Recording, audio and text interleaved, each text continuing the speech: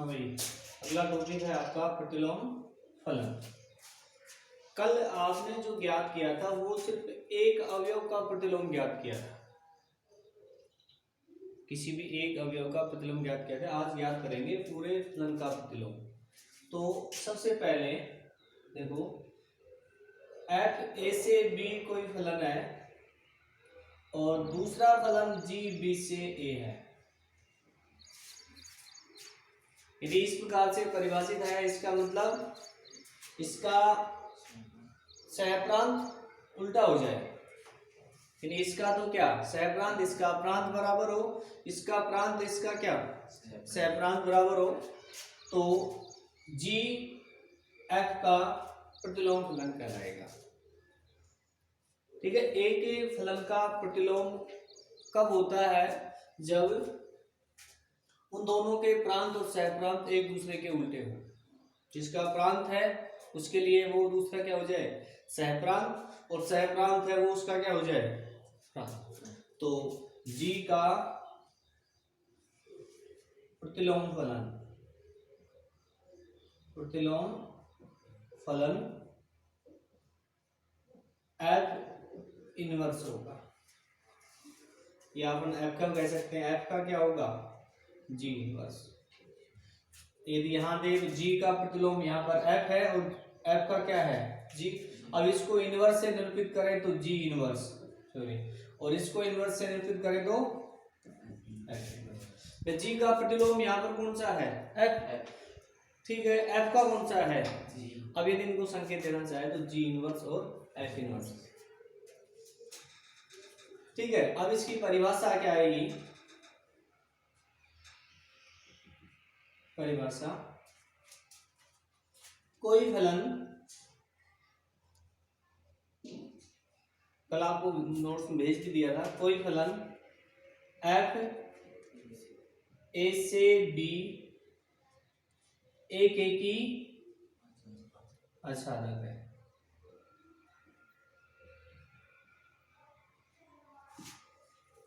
तो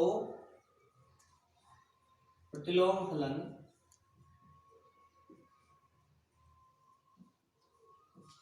F inverse B से ए होगा।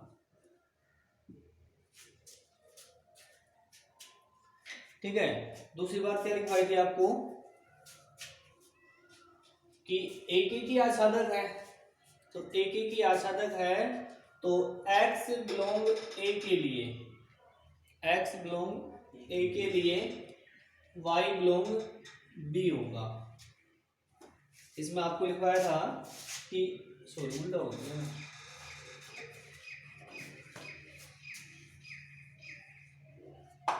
क्या y बिलोंग b के लिए x बिलोंग क्या होगा a के लिए।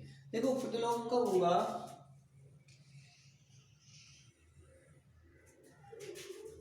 कल एग्जाम्पल दिया था ए बी सी डी, तो यहाँ आ गया एक्स वाई जेड और तो इसमें आपको ये दिया था, तो पहले तो ये यहाँ वो देते हैं वी देते, ये एक ही है, ए का एक अवयव से, बी का एक से, सी का एक से है, डी का एक है। ठीक है, दूसरा ये आच्छादक नहीं है। आच्छादक में क्या होता है, इधर एक भी अवयव खाली नहीं रहना चाहिए, अब ये आच्छादक बनेगा। तो अब इसमें हम कह सकते हैं ये बी का है और ये क्या है ए, तो y बिलोंग बी, मतलब b का प्रत्येक अवयव, b का प्रत्येक अवयव के लिए x बिलोंग क्या होगा, यानी b का कोई भी अवयव होगा उसका संबंध a से होगा। ठीक है, और या हम कह सकते हैं इस स्थिति में सहप्रांत और परिसर क्या हो बराबर। अब इसी पे आते हैं पहले इसकी प्रतिलोम फलन की कि एफ ए से बी एक ही आच्छादक होना चाहिए सबसे पहली बात, तो उसका एफ इनवर्स होगा। कई बार आपसे सिद्ध करवाएगा कि सिद्ध कीजिए फलन एफ का एफ इनवर्स का अस्तित्व है, तो एफ इनवर्स का अस्तित्व है, तो आप उस सवाल को एक एक ही आच्छादक सिद्ध करेंगे, जो आप 11वीं क्लास में पढ़ चुके हैं। इसकी परिभाषा मैंने कल लिखवा दी थी और बता देंगे, एक एक ही आच्छादक होना चाहिए। उसके बाद एफ इनवर्स ज्ञात करें। यहाँ जो सवाल है वो मेन तो दो प्रकार के हैं। पहला तो ये है कि एफ इनवर्स का अस्तित्व, एफ इनवर्स का अस्तित्व है या नहीं, तो कैसे ज्ञात करेंगे? सवाल को क्या सिद्ध करके, एक एक ही आच्छादक। दूसरा, एक एक ही आच्छादक हो गया, इनवर्स का अस्तित्व हो गया, तो एफ इनवर्स ज्ञात करो, एफ इनवर्स ज्ञात करो। वो हम ज्ञात करने का तरीका सीखेंगे। लेकिन इससे पहले मैं आपको बता रहा था प्रतिलोम फलन, जिसमें ये आपको बताया कि एफ ए से बी है, तो एफ इनवर्स क्या होगा, बी से ए। क्रमित युग्म के रूप में, क्रमित युग्म के रूप में लिखाया था कल। क्रमित युग्म के रूप में कैसे बताएंगे इनवर्स? क्रमित युग्म में एफ को कैसे लिखते हैं? ऐसे, चलो आप यहाँ अलग अलग लेते हैं, 1 2 3 2, इस प्रकार के आपने ले लिया। ठीक, क्रमित युग्म के रूप में फलन है, तो एफ इनवर्स क्या होगा, ए से बी है, क्या हो गया, उल्टा हो गया, तो 2 1 2 3 2। ठीक है, यदि एफ दिया है तो एफ इनवर्स ऐसे ज्ञात करेंगे। प्रांत बदल जाएगा सह प्रांत में, सह प्रांत किसमें, प्रांत में। अब इसको हम व्यापक रूप में बोले तो एफ बराबर है X Y such that X belong A Y belong B. तो एफ इनवर्स होगा Y X, X belong A है और वाई बिलोंग बी। ये इसका क्रमित युग्म के रूप में। ठीक है, अब एक एक की क्या होता है, कल इसकी परिभाषा में लिखवा दी थी आपको। एक एक ही फलन क्या बताया, ए कोई समुच्चय है, बी कोई समुच्चय है, तो इसमें ए के प्रत्येक अवयव का बी में अद्वितीय अवयव हो। देखो एक कल एक उदाहरण दिया था, A B C D X Y Z और डब्ल्यू, कल सर में आपको ये दिया था। तो अब मैं जो बोल रहा हूं कि ए के प्रत्येक अवयव का बी में क्या हो, अद्वितीय अवयव से संबंध होना चाहिए। तो ए का एक्स है, बी का क्या है, एक्स ही है, तो ये एक ही नहीं है। ठीक है, यानी अवयव ए का भी एक ही है, अवयव बी का भी एक ही है। तो इसको आपने या तो डब्ल्यू से कराओ या फिर हटाएंगे तो फलन नहीं बनेगा। ठीक है, तो एक एक की फलन की परिभाषा क्या, ए के प्रत्येक अवयव का बी में प्रतिबिंब होना चाहिए, और वो भी कैसा, अद्वितीय होना चाहिए। दूसरी परिभाषा आपको बताई थी आच्छादक। आच्छादक फलन, तो आच्छादक फलन ये बताया था, ये ए है, ये बी है, बी के प्रत्येक अवयव का, उल्टा हो जाएगा, बी के प्रत्येक अवयव का ए में पूर्व प्रतिबिंब होना चाहिए। बी के प्रत्येक अवयव का, मान लो 1 2 3 4 है, यहां से भी निकल गया लाइन, यहां से भी निकल गई, यहां से भी 4 की नहीं निकली, तो हम कह नहीं सकते बी के प्रत्येक अवयव क्या क्या है, पूर्व प्रतिबिंब, क्योंकि किसका नहीं है, 4 का। तो ये तो इसकी परिभाषा। अब एक एक की फलन सिद्ध कैसे करते हैं, उसमें ये बताते हैं कि मानते हैं कि माना x1 और x2 दो अवयव है किसके, ए के, प्रांत से लेते हैं, तथा साथ में ये मानते हैं कि x1 बराबर क्या है, और ये सिद्ध करते हैं फिर fx1 बराबर में कि भाई प्रांत के अवयव बराबर है तो उसके परिसर के अवयव भी क्या होंगे, बराबर होंगे। आच्छादक कैसे सिद्ध करते हैं, आच्छादक में फलन जो fx होता है उसको y के बराबर मानते हैं, y के बराबर मानते हैं जो फलन होता है, उससे फिर x का मान निकालते हैं, x का मान निकालते हैं। x का मान जो भी आएगा उसमें यहां जो आएगा उसमें y बिलोंग b के लिए x बिलोंग a होगा। यहां जो मान आएगा उसमें y बिलोंग b, यानी y का प्रत्येक अवयव का a में क्या है, पूर्व प्रतिबिंब है, जिसमें आप नीचे लिखते हैं कि y यानी सह प्रांत और परिसर क्या हो, बराबर हो। देखो अब इसका सह प्रांत कितना है, 1 2 3 4, परिसर कितना है 1 2 3, बराबर नहीं, इससे भी 3 निकाल देंगे फिर ये बराबर, ठीक है। तो अब इस पे आधारित एग्जाम्पल देते हैं।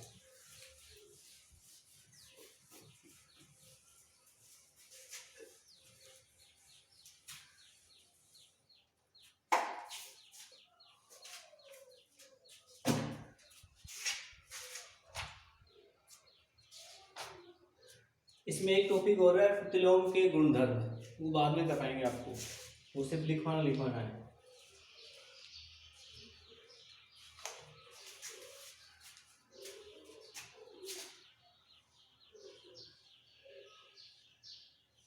पहला सवाल तो खुद डिपेंड करता है इस पे, दूसरा देखो f r से r fx बराबर में x की पावर 3 माइनस 3, तो सिद्ध कीजिए f इनवर्स होगा, पहले सिद्ध करना f इनवर्स होगा। तो उसके लिए हम पहले बताया था क्या सिद्ध करेंगे, f इनवर्स जब होता है जब फलन क्या होता है, एक एक की आच्छादक। तो सबसे पहले एक एक ही सिद्ध करेंगे, तो माना x1 और x2 दो अवयव किसके लेंगे, प्रांत के लेंगे, तथा ये हम मानते हैं x1 मान लो चाहे fx1 मान लो, यदि आपने fx1 बराबर fx2 मान लिया तो सिद्ध क्या करना होगा, x1 बराबर x2, ठीक है। fx1 बराबर fx2 मान लिया तो सिद्ध करना होगा x1 बराबर x2, यदि x1 बराबर x2 मान लिया तो फिर ये सिद्ध करना होगा। इन सवालों में इसी से लेंगे। अब इसके हिसाब से fx1 क्या होगा,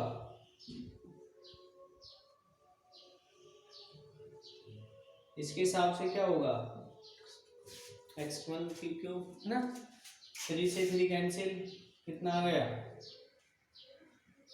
x1 की पावर 3 बराबर x2 की पावर 3, घनमूल लेंगे कितना आ गया x1 बराबर में, तो यहां लिख देंगे f एक एक ही फलन है। अब आच्छादक के लिए क्या करते हैं, माना y बराबर में क्या लेते हैं fx, y बराबर में fx कितना है x की पावर 3 माइनस 3, x की पावर 3 माइनस 3 है। अब यहां से x का मान निकालते हैं, ये बताया सभी सवालों में से करते हैं, x का मान निकालेंगे तो ये आएगा x की पावर 3 बराबर में y प्लस 3 और x बराबर में y प्लस 3 की पावर 1/3। अब यहां आपने लिखना है, देखो y बिलोंग इसमें से लेंगे, r है, ठीक है। अब आप y का मान इसमें आप रख के देखेंगे, कोई भी मान रख देखेंगे तो वो जो मान आएगा उसमें 3 जोड़ेंगे, 3 लिया 3 जोड़ेंगे उसकी पावर 1/3 लेंगे, वो जो मान आएगा वो x का आएगा, और x हमेशा r में से आना चाहिए। यदि ऐसा नहीं आता है तो फिर वो नहीं बात बनेगी।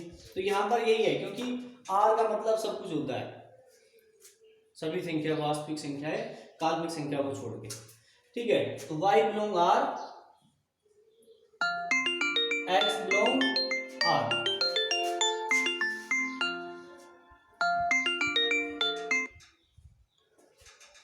y बिलोंग आर तो x बिलोंग आर, नीचे ये भी लिख देंगे, अर्थात सह प्रांत बराबर है परिसर। f आच्छादक है,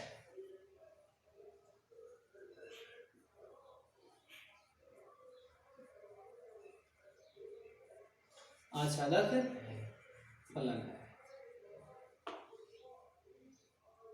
अतः f एक की आच्छादक है।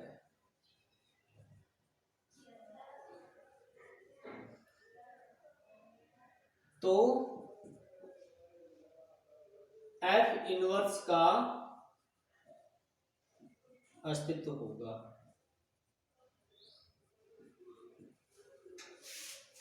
ठीक है, ये तो f इनवर्स का अस्तित्व का वो सिद्ध हो गया। अब बताना आपको f इनवर्स और ज्ञात करो। f इनवर्स जो ज्ञात करेंगे ना, वो इस लाइन को आगे बढ़ाएंगे, इस लाइन को, क्या कि x बराबर कितना आ गया, y प्लस 3 की पावर 1/3। अब चूंकि आपने माना क्या है, y बराबर, यहां से x निकाले तो x क्या आएगा, f इनवर्स y आएगा ना इसको। अब इस x की जगह f इनवर्स y लिख दो,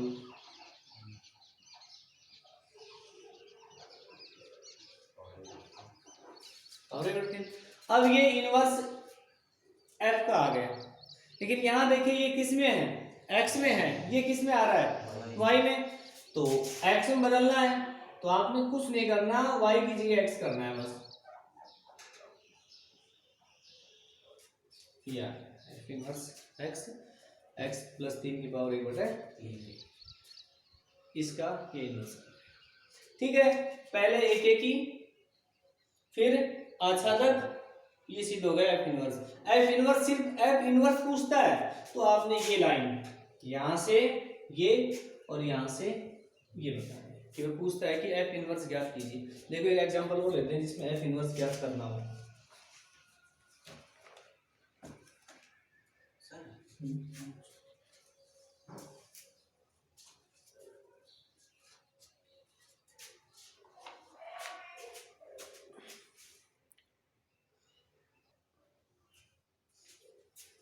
इसके बाद इसमें आगे एक और पूछा है f इनवर्स 24। तो f इनवर्स 24 ज्ञात करते हैं, तो जो कल बताया था अब उस पे वापस नहीं जाना है कि हम वापस, वैसे तो ये f(x) का मान 24 है, यहाँ रख के हम ज्ञात कर सकते हैं, लेकिन आपने f इनवर्स x जो है वो ज्ञात कर चुके हैं, तो ये f इनवर्स सभी का है, कोई सा भी ज्ञात कर सकते हैं। तो f इनवर्स 24 यानी x की जगह कितना है 24, तो 24 प्लस 3 की पावर 1/3, 27 की पावर 1/3, कितना आ जाएगा 3। दूसरा है f इनवर्स -5, ये आ जाएगा 5 प्लस 1 3 प्लस 3 पावर 1/3, 8 की पावर 1/3, और ये कितना हो जाएगा 2।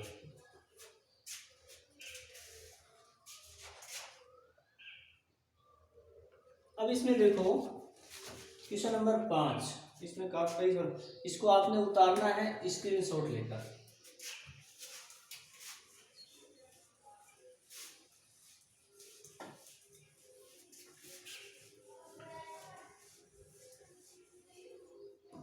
पांचवा भी ऐसा ही है, f r से r f(x) बराबर है ax प्लस b, a बराबर नहीं है 0 के, तो परिभाषित हो तो सिद्ध कीजिए f क्या है, एक की आच्छादक। तो एक एक ही आच्छादक के लिए सेम सवाल है। माना x1, x2 बिलोंग किसके, R के, तथा fx1 बराबर है fx2। fx1 हो जाएगा ax1 plus b, ax2 plus b, b से b कैंसिल, ax2 a का भाग दिया, x1 बराबर में x2। तो f एक एक ही फलन है, f एक एक ही फलन है। अब माना y बराबर में fx, y बराबर में ax प्लस b,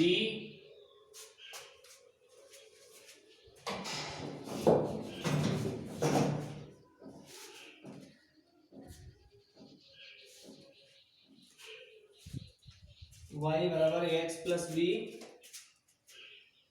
ax बराबर y माइनस b, b को इधर ले आए, x बराबर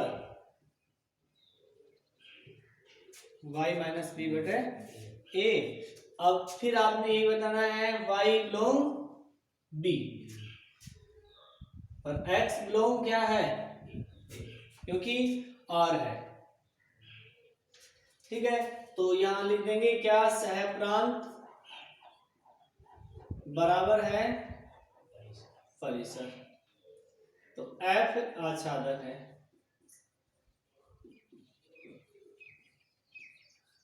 आच्छादक फलन है।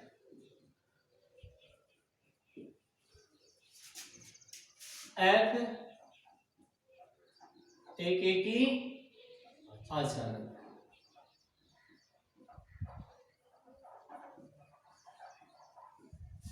ये पूछा है। आगे f इनवर्स का सूत्र याद कीजिए। तो f इनवर्स यहां से आएंगे, तो x बराबर कितना है, y माइनस बी बटे ए। और चलो फिर लिख देते हैं, क्योंकि y बराबर कितना है fx, तो x बराबर कितना होगा f इनवर्स y। तो यहाँ आ जाएगा f इनवर्स y बराबर में, और x में आपको इसमें चेंज करना है।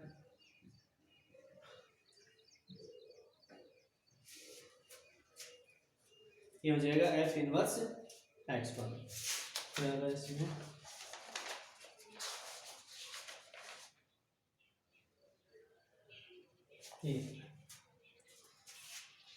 अब देखो छठा सवाल। छठा सवाल समझना ज्यादा जरूरी है। यदि f r से r है और fx दिया है cos x प्लस 2, तो क्या f इनवर्स है? तो आपने एक एक ही बताना है। तो एक एक ही बताना है, तो cos x प्लस ये है, तो इसमें आप आ जाओ कि आप इसको देखते हैं cos को, कि भाई x प्लस 2 की जगह हमने ले लिया 0। एक बार x प्लस 2 की जगह हमने ले लिया 2 पाई, ठीक। और एक और लेते हैं x प्लस 2 की जगह ले लिया 4 पाई। अब आप समझ गए होंगे क्यों लिया है। अब यहाँ x बराबर, इसका मतलब कितना लिया आपने, -2 लिया है। यह x बराबर कितना लिया है, 2 पाई माइनस 2, और यहाँ x बराबर कितना, 4 पाई माइनस 2। ठीक है, तो अब इसमें रखते हैं, तो ये कितना आएगा, f -2 आएगा कितना, 1, क्योंकि x प्लस 2 की जगह 0 रखेंगे, cos 0 कितना होता है, 1। यहाँ f 2 पाई माइनस 2 रखेंगे, ये भी 1 आएगा, क्योंकि cos 2 कल बताया था मैंने, 0, 2 पाई, 4 पाई, 6 पाई, 1 होगा। ये भी कितना होगा, 2, 4 पाई माइनस 2 बराबर में 1। अब यहाँ हम देखें 1 का -2, 1 का 2π-2 और 1 का 4π-2 एक ही नहीं है, क्योंकि एक की परिभाषा क्या बताई थी? a के प्रत्येक अवयव का अद्वितीय क्या हो? अद्वितीय क्या हो? प्रतिबिंब। या आप ये कह सकते हैं a के प्रत्येक अवयव का b के अद्वितीय अवयव से संबंध हो। तो अद्वितीय का मतलब अब इस एक का इससे भी हो गया और इस एक का इससे भी हो गया और इस एक का इससे भी होगा। ये तो आपका -2 है, ये आपका 2π-2 है, ये 4π-2 है। तो ये फलन क्या नहीं हुआ? एक ही नहीं है। क्या लिखेंगे? a के प्रत्येक अवयव का b में